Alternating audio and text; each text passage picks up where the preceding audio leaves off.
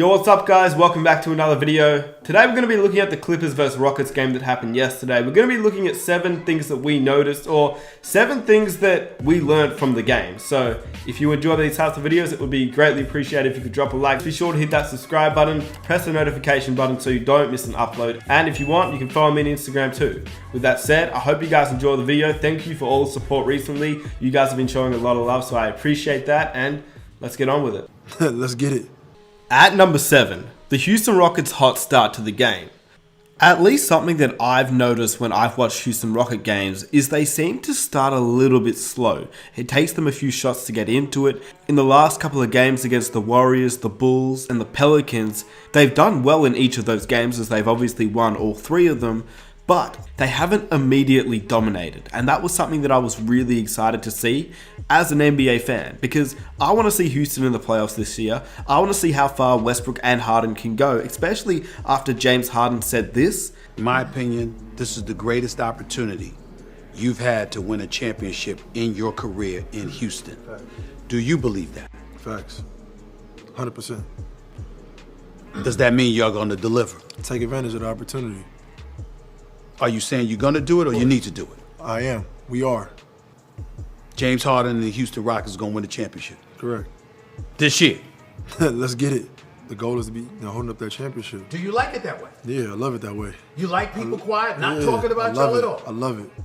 It got me excited to see how far Houston can go, which meant that this game against the Clippers was extremely important, and they came out the gate firing. They played very well to start out. James Harden looked ready.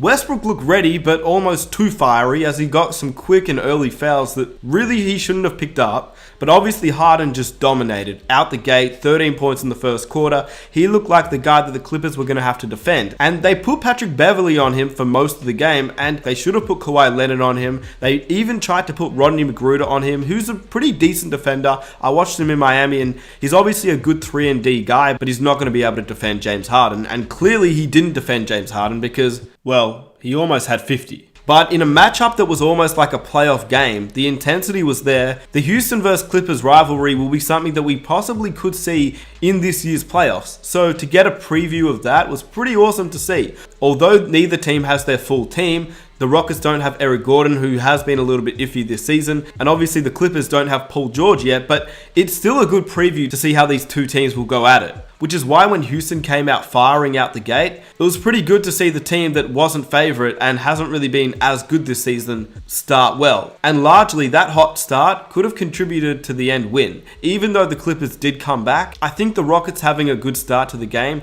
really gave them some confidence. At number 6, it was good to see James Harden come out focused. The thing about James Harden is obviously he's one of the greatest scorers in the league. He's arguably the greatest scorer in the league. He's leading the league in points per game. Over the last 3 games, he's absolutely dominated, and that is something that obviously we expected of him, and we didn't really see it at the start of this season. He was putting up good numbers, but he's definitely picked up his form recently, because we all know about his rough start to this season. After being an MVP candidate last season, he really struggled with his shooting to open this season. So to see him on a tear in the last few games, and especially against the Clippers, who are a great defensive team, is really good to see James Harden back, because James Harden, who scores this many points, is an extremely fun James Harden to watch. At number 5, the Patrick Beverly vs Russell Westbrook matchup. Although Pat Bev was guarding James Harden for majority of the game, and Russell Westbrook was fouling for most of the first half, it was still good to see them face off against one another considering their beef and their history in the past. We all know about the Patrick Beverly-Russell Westbrook beef. That has continued for many, many years, and it's kind of weird to see Russell Westbrook play for the Houston Rockets when Patrick Beverly was once a Houston Rocket, going at Russell Westbrook, who played for the Thunder. To see Westbrook in a Houston Rockets jersey now is just a little bit weird, but once again we saw them go at it, and they did have some words exchanged after the game, with Russell Westbrook saying this. Pat Bev trick y'all, man, like he play defense. He don't guard nobody, man, just running around doing nothing. It's not, as you've seen what happened, 47. All that commotion to get 47. ESPN's Tim McMahon reported that Beverly wasn't interested in responding, saying, "Don't start that, don't start that. I don't care about that." But what was the most interesting part about that is when you look at the actual stats, and Tim McMahon actually posted this on Twitter, He said per ESPN Stats Info, James Harden was 0 of 6 with 4 turnovers when defended by Patrick Beverly tonight.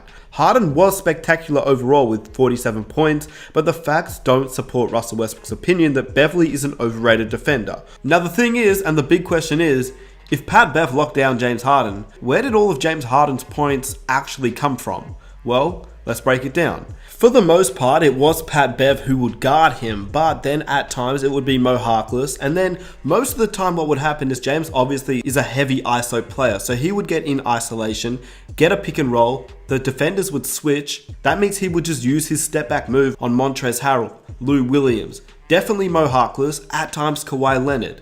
Basically every Clipper defender was getting scored on. The one thing that is really interesting is that when Paul George gets back, he will replace Mo Harkless, both offensively and defensively and exactly the same position.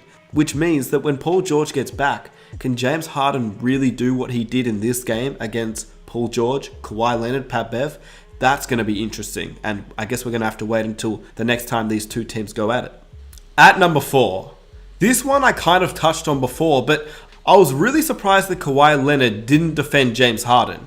When Patrick Beverly picked up his third foul in the second quarter, we did finally see Kawhi Leonard defend James Harden, but Harden was able to switch out of it, and Kawhi Leonard never really looked like he was trying to defend James Harden. Harden would go in for a pick and roll, and they would switch it, which meant that he really didn't want the matchup. Not to say that Kawhi Leonard couldn't defend James Harden or can't defend James Harden, but I was surprised he didn't try to defend James Harden throughout the game. In the opening quarter, Harden had 13 points. Overall, Harden dropped over 40, and Patrick Beverly was guarding him for majority of the game. So, to me personally, I would have liked to see Pat Bev guard Russell Westbrook and Kawhi guard James Harden. That would have been really fun to watch.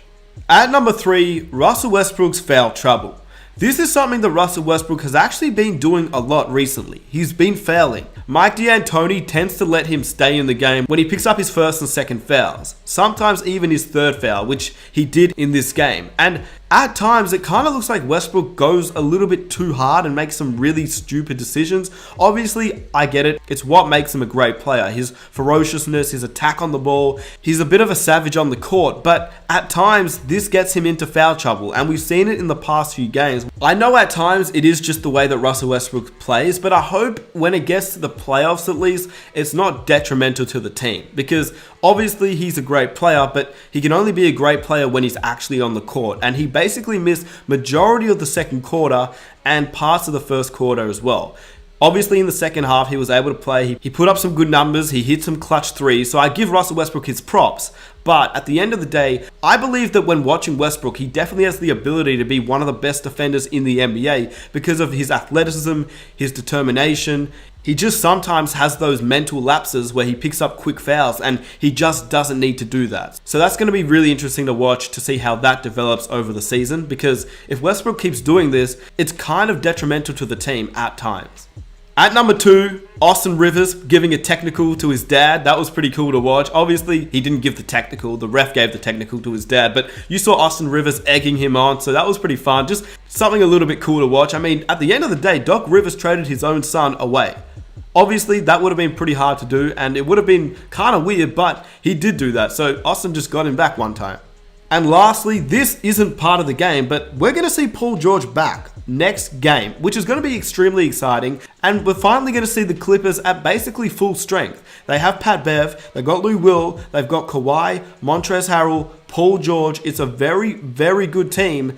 Now we're going to be able to see if they can piece it together, because although it's amazing on paper, there are some teams that at times are almost too good. You can have too many stars on a team, and we've seen that before. We saw it with the Denver Nuggets in the 07-08 season, I believe. We've seen it with teams that are obviously a lot better than other teams, but because they don't have the chemistry and they can't piece it together, that's why they don't succeed. Now, I'm not to say that the Clippers won't succeed, because they have a very good team, and no matter how Paul George plays offensively, the defense he brings is going to make this team better, you'd assume. But offensively, it's going to be interesting. Does Lou Will still get the amount of shots he's been getting? Does Kawhi still get the amount that he's been getting? Does Paul George get the same as last season, where he was really close in the MVP race as well? He wasn't ever going to win it, but at times he seemed in the conversation. So that's going to be fun to watch. And next time the Houston Rockets play the Clippers, we're hoping hopefully going to see a Paul George matchup against Russell Westbrook as well. So with that said, let me know what you think. And I hope you guys enjoyed the video. If you did, be sure to hit that like button, subscribe if you are new. If you enjoy these types of videos and you want to see more, be sure to hit that subscribe button. If you never want to miss an upload, hit that notification button and follow me on Instagram. With that said, it's been your boy Nick Smith. I'm out. Focus on communication, 'cause I just need the time and place to come through. Send me your location.